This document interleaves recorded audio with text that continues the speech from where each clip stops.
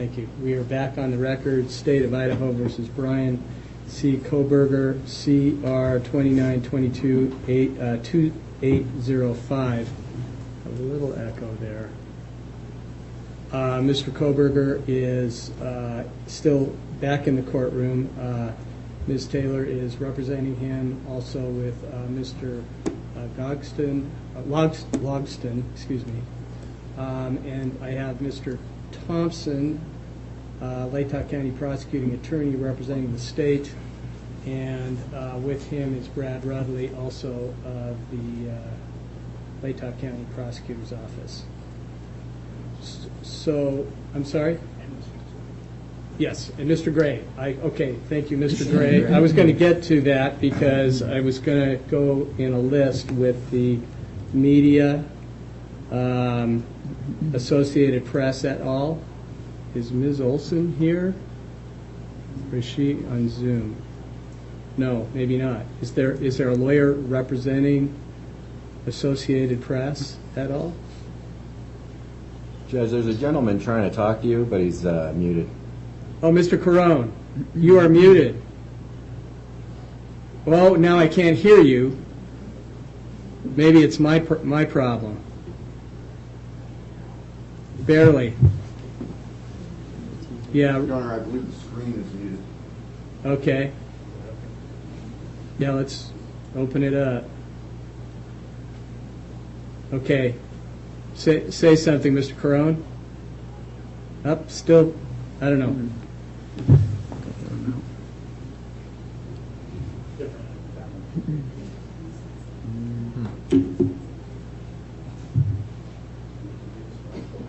Technology's great until it's not.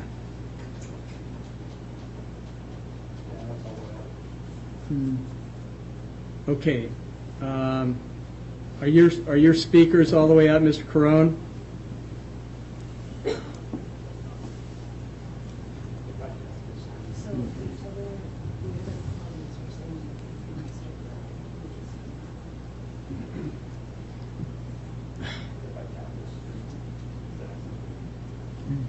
Tap it or hit it? Just If you kidding. want to connect it to the audio, can you touch it and see what happens? You see down at the bottom, that thing that comes up. Tap it again. Do we have tech people who take care of this? Who's working on it?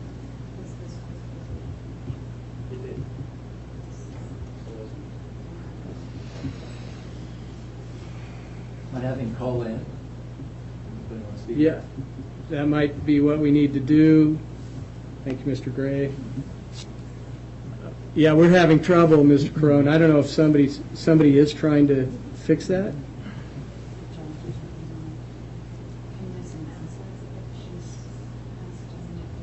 Ms. Masseth, excuse me, can I hear you now? Say something. Oh yeah, what I can do is I can, should I just move mine up? And that will pick it up, but then we'll have a big echo.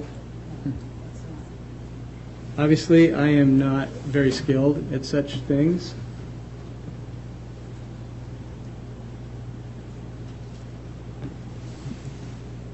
Okay. Really sorry for all the delays. There were other things going on before I came into the court, and now we have this. So thank you for your patience.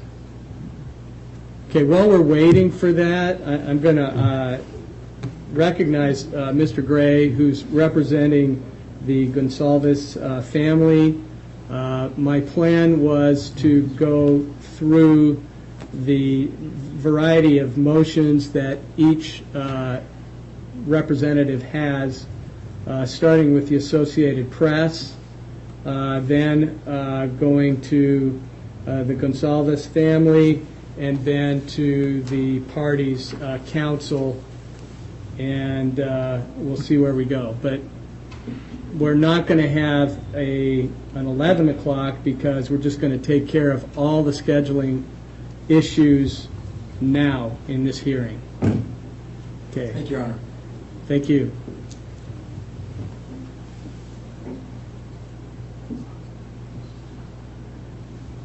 Yeah, let's go off the record until we can fix this. Thank you.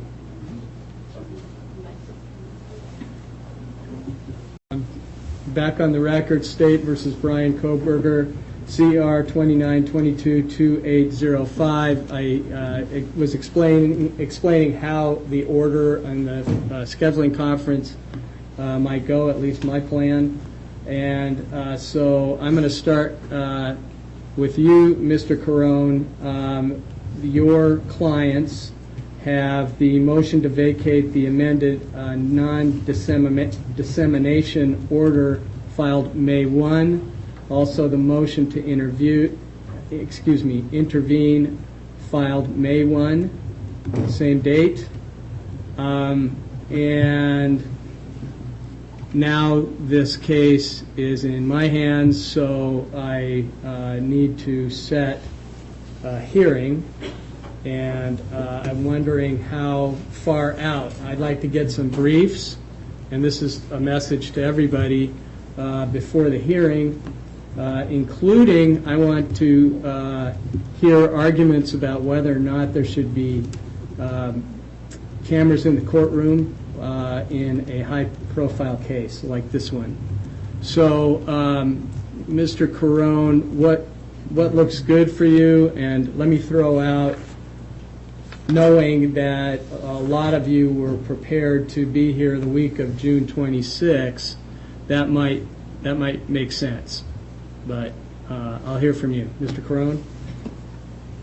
Yes, Your Honor. So with our motion to vacate and motion to intervene, we've briefed the merits issues there.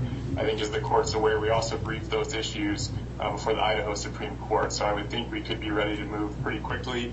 We have not briefed the issue about video cameras in the courtroom. So if that's something that you'd like the Media Coalition to weigh in on as well, we would need to submit a separate brief on that, but we can do that in the week of the 26th. The 26th itself, I'm not available, but the rest of the week would work. Excellent.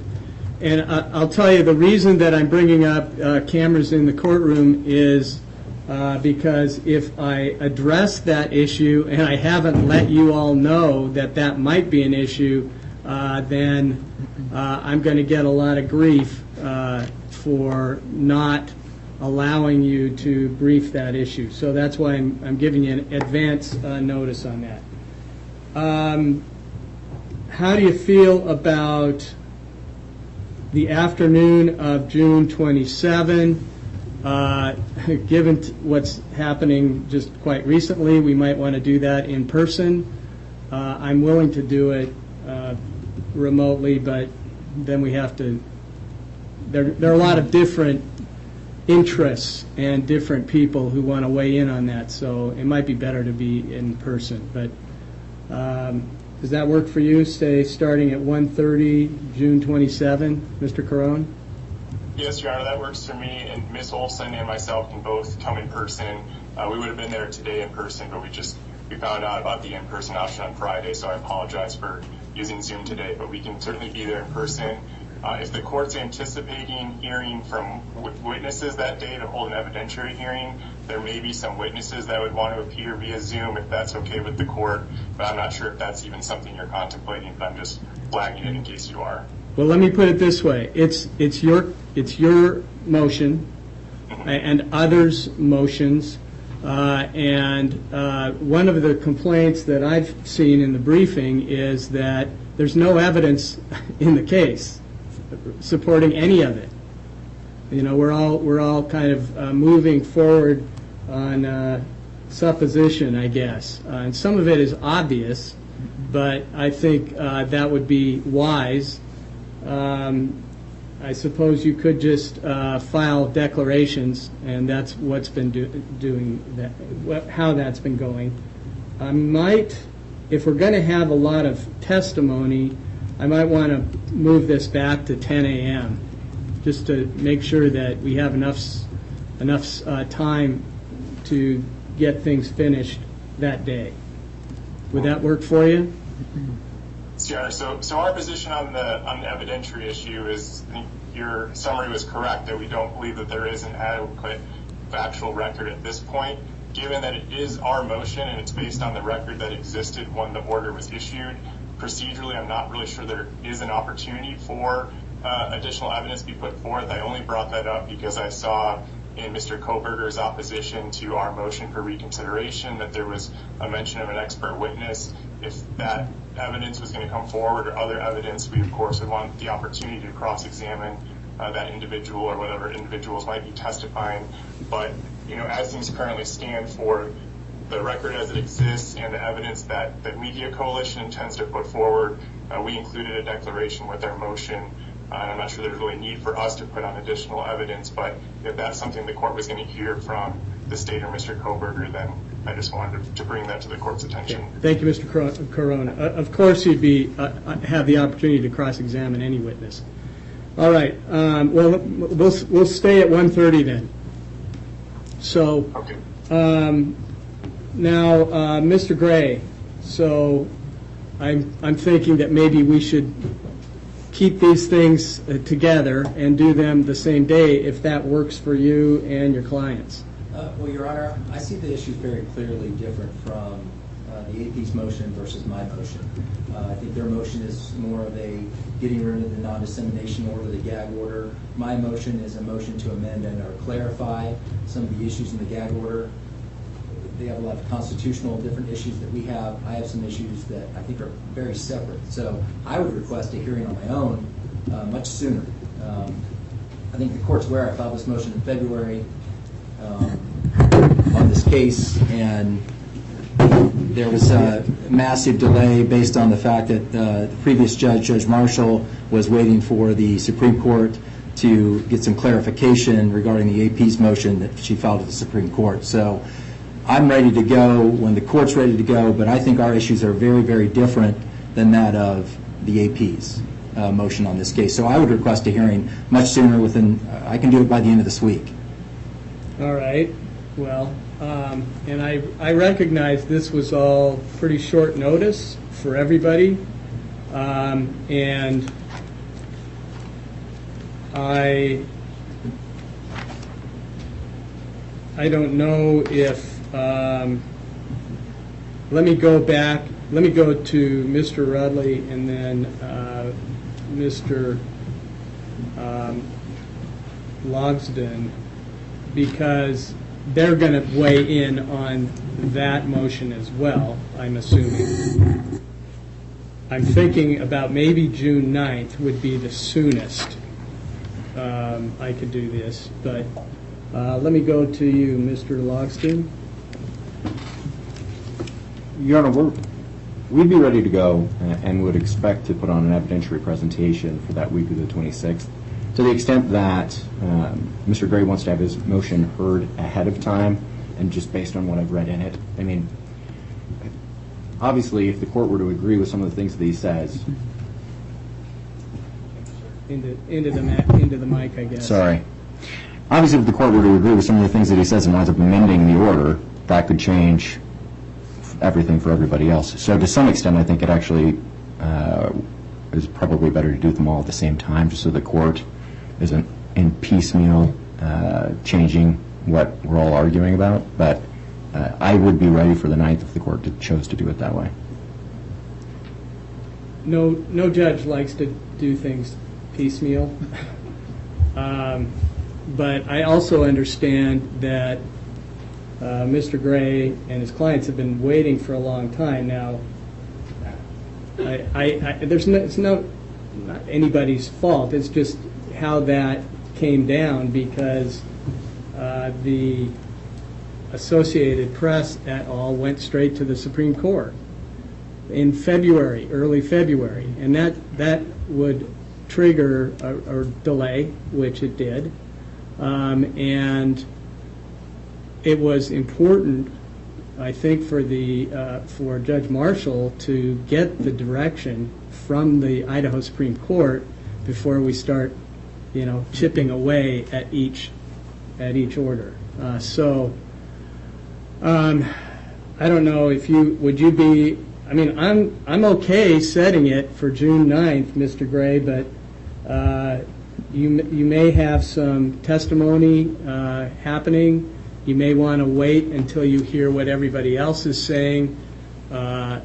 It's likely that there's going to be some adjustments, you might say, or clarifying in the order. Partly in my reading of the Supreme Court's decision, maybe I'm reading too much into it, but there were some hints maybe of what the trial court might want to consider. Okay, go ahead, Mr. Gray. I was going to say that since this is your gag order now, this non-dissemination order, Your Honor. Yeah. And in reading my motion, if the court does want to consider making some of the modifications that might have been suggested in my motion, my motion may end up being moot. I think some of my modifications and or clarifications to the non-dissemination order are fairly minor, but allows, and I think the Supreme Court did give some guidance, which I think added weight to my arguments in my motion. So it's not above the court to take a look at my motion as well as any other motions that have been submitted to the court and modify it, the non-dissemination order, allowing for some of the issues that I've discussed in my motion, and then you would only have the AP who are attacking, I think, the gag order as a whole, the non-dissemination order as a whole. I'm just addressing a couple of clarifications and amendments that would allow myself as an attorney to speak on behalf of my clients that regarding the non-dissemination order, and I think it's your order now, so you're more than apt to be able to go and make those changes, and then we wouldn't have an issue with the non-dissemination order at all. So I don't think that's, so obviously the 9th, I'd like to keep the 9th because my issues are very small and narrow regarding that non-dissemination order, but if you were to make changes to those ahead of time that I was able to review and it was acceptable, I would withdraw my motion, Your Honor. Okay. Thank you, Mr. Gray. Thank you. Well, it would be highly unlikely for me to change the order before I hear from counsel, because I don't want it, third, fourth, fifth, sixth. I only want to do this once, and I'm happy to set it for June 9th, maybe 10:30. Does that work for you? That does, Your Honor. Okay. Does that work for you, Mr. Rudley? Yes, Your Honor, it does. Okay. Mr. Logston? We'll make it work, Judge. Okay. Let's do that in person. Okay. So now we have the June 9th at 10:30. We also have the Associated Press et al. On June 27th at 1:30. I assume that works for you, Mr. Rudley? It does, Your Honor. Okay. Yes, Your Honor. Okay, excellent. Your Honor, may I speak? Yes, Mr. Corona. Your Honor, I apologize. I may have misunderstood what you said earlier. I was understanding that the week of June 26th was when the court was first available, but if the court is available to hear our motion earlier, we would be available on June 9th as well. I know that our most recent motion is pending more recently, but obviously we've been challenging this since February as well. It's our position that the non-dissemination order violates the Associated Press and the Media Coalition's First Amendment rights. Those constitutional violations are irreparable, so we would like our motions to be heard as soon as possible as well.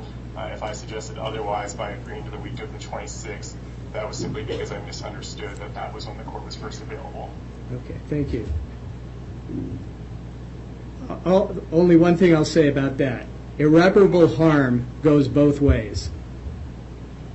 And so I was a little bit troubled by that claim without considering the Sixth Amendment considerations. I mean, this is a balancing. The law is clear on this. Okay? It's a balancing test. And when your client says that it is arguing it as the First Amendment is absolute is also troubling. So I would suggest that maybe the Associated Press needs to tone it down, just ratchet down a little bit. Because some of the arguments, including the first line in the motion to intervene, says that the Supreme Court, held a certain thing, that I do not think that that is what the court held.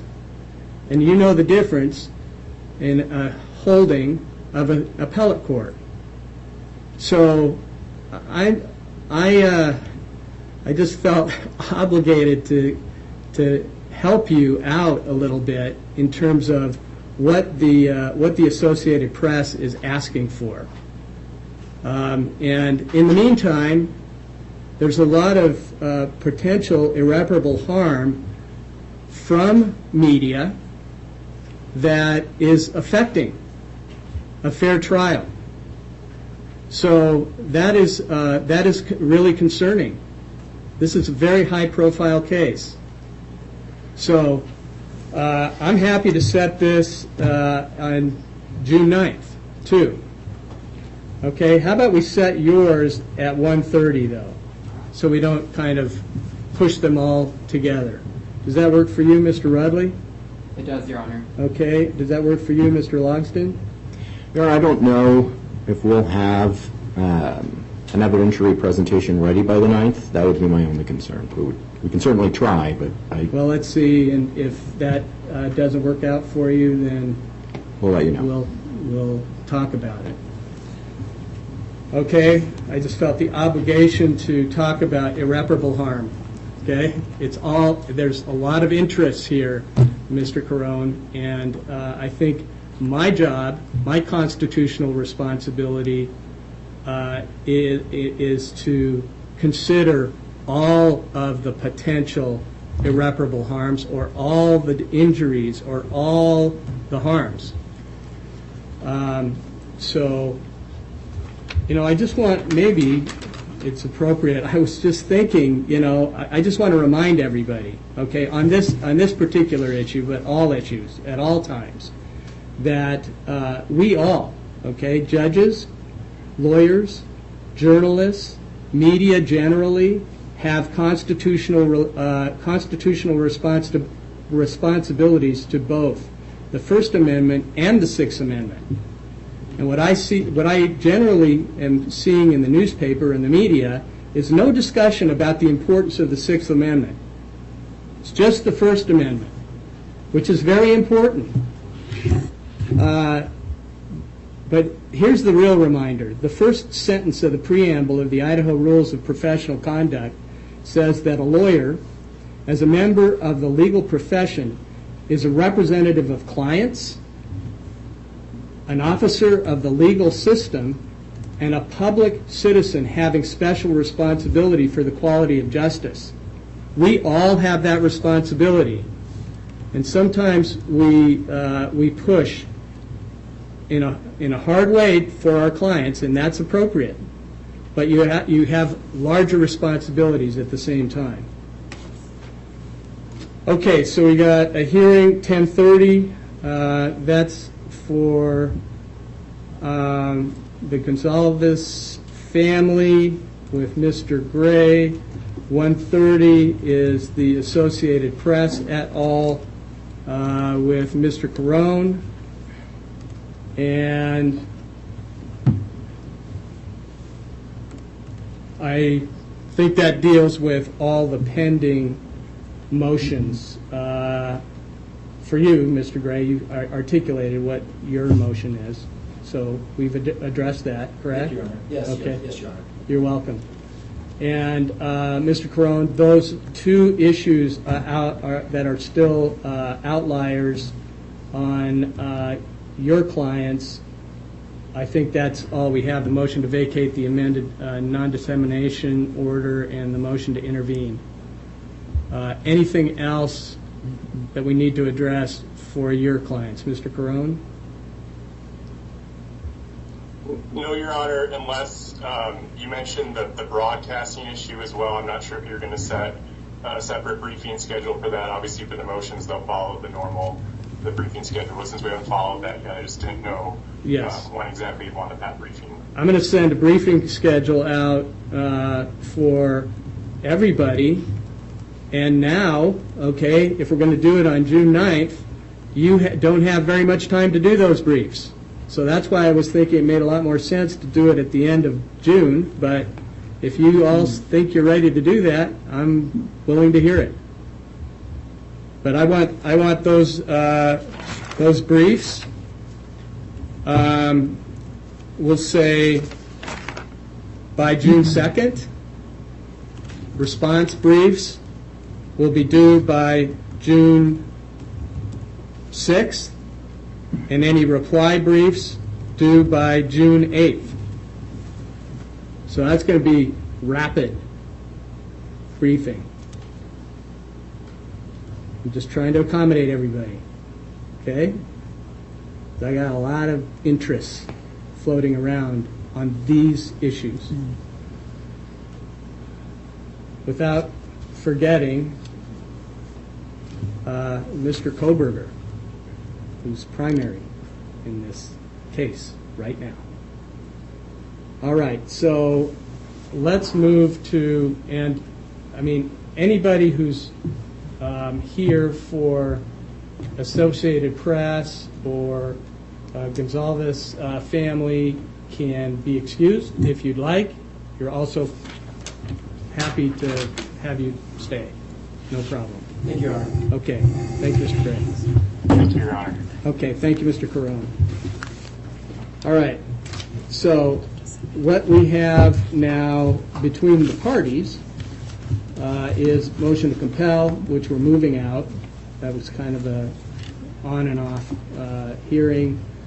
Disclosures of grand jury materials while protecting those materials from the public.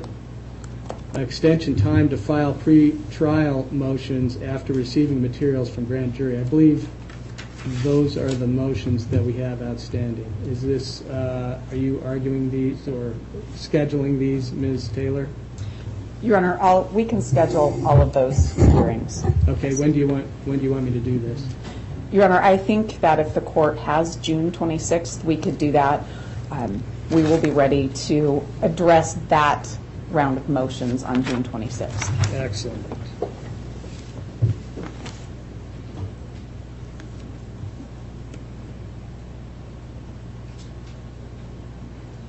Well, how about 1:30 on June 27, because the Associated Press moved that to the 9th. June 27th is just fine for us, Your Honor. Okay, perfect. Pull up 1:30. Okay. Is there anything else we need to address today? Mr. Rudley? Mr. Thompson? Your Honor, I think that June 27th should work fine. For whatever reason, our office hasn't seen copies of the grand jury and pretrial motions, but I think there was a miscommunication. Those will be coming. We'll be prepared. Okay, great. And certainly if those issues are resolved between counsel, then we won't have to have a hearing. Yes, sir. Thank you. Okay? So anything else we need to address today, Ms. Taylor? No, Your Honor. Thank you. Okay, thank you. Mr. Logston? There, thank you. Okay. Great. So I think Ms. Masseth has been observing on Zoom. I just wanted to identify her, and also Ms. Let's see. Oh, I guess Ms. Beatty is too. So anyway, there are other people on the Zoom, so thank you. Okay, anything else then? No. Okay, thank you all. Thank you, We are Judge. adjourned. Thank you.